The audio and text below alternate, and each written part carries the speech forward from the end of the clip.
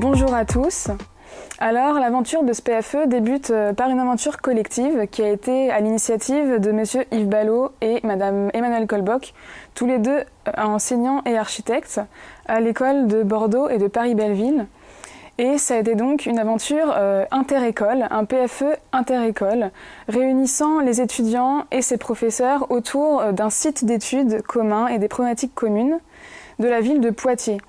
Donc c'est une expérience qui nous a permis d'aller à la rencontre de ce territoire et des différents acteurs et finalement de pouvoir présenter notre projet publiquement à la fin du semestre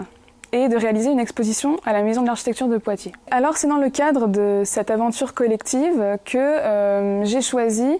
dans mon projet individuel de PFE de réaliser un travail urbain, architectural, scénographique et également touchant à l'art des jardins et requalifiant la vallée ferroviaire de Poitiers qui connecte la ville au réseau de la ligne grande vitesse reliant Bordeaux et Paris notamment. Et donc l'enjeu de ce projet était de requalifier à la fois la vallée et le patrimoine paysager à l'identité forte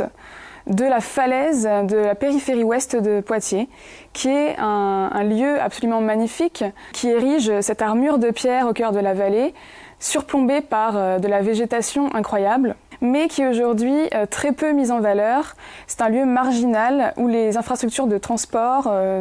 d'entrepôts liées aux voies ferroviaires ne permettent pas d'exprimer toute l'âme du lieu. Finalement, le projet de la Maison de la Pierre, c'est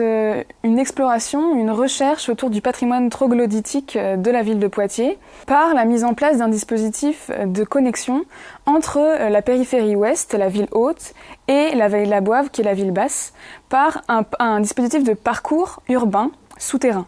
qui est dédié à la mémoire, à nos savoir-faire et à l'utilisation du matériau de la pierre, cette matérialité chaotique qui s'exprime au cœur de la falaise et qui nous conte l'histoire de ce matériau et de ses usages à travers les siècles et les millénaires. Le projet de la Maison de la Pierre se propose donc comme une pause dans le temps et dans l'espace, passant de la ligne grande vitesse à un instant suspendu dans le temps. Finalement, ce projet a été présenté à 2 concours récompensant des projets de diplôme. Donc le Trophée Béton 2021, dans lequel la Maison de la Pierre a terminé finaliste, et également le prix de l'Académie de l'Architecture qui récompense le meilleur PFE chaque année, par 3 prix distincts. Un plus orienté urbanisme, un plus orienté architectural au sens général, et un plus orienté pensée constructive. Donc ces concours sont à chaque fois en 2 phases. Une première phase de sélection sur dossier où on présente son projet à travers un carnet de présentation